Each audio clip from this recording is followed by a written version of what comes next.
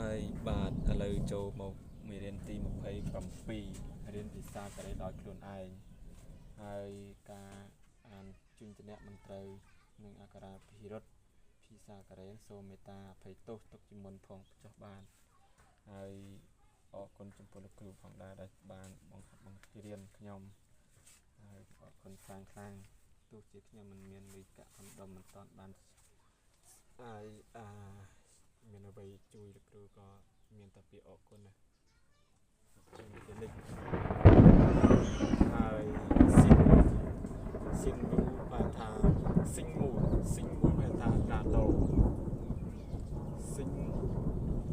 ដូខុងយ៉ាងខោយ៉ាងបានថាស្រុកកំណើតស្រុកកំណើត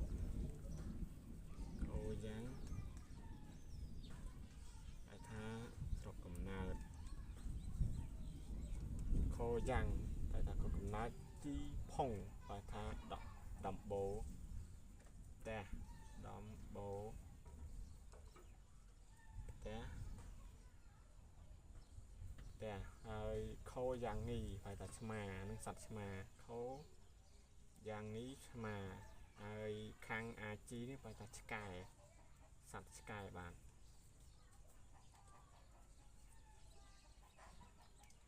ហើយស៊ីនមូកាដូខោយ៉ាងងីខោយ៉ាងស្រុកកំណើតជីពងដបផ្ទះខោយ៉ាងងីឆ្មាខាងអាជីឆ្កែស៊ីនមូកាដូខោយ៉ាងស្រុកកំណើតជីងភុងដំបូផ្ទះខោយ៉ាងងីឆ្មាខាងអាជីឆ្កែស៊ីនមូកាដូខោយ៉ាងស្រុកកំណើតជីភុងដំបូផ្ទះខោយ៉ាងងីឆ្មាខាងអាជីឆ្កែស៊ីនមូលកាដូខោយ៉ាងស្រុកកំណើតជីភុងដំបូផ្ទះខោយ៉ាងងីឆ្មាខាងអាជីឆ្កែ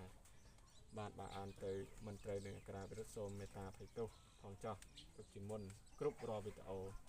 បាទសូមអរគុណច្រើន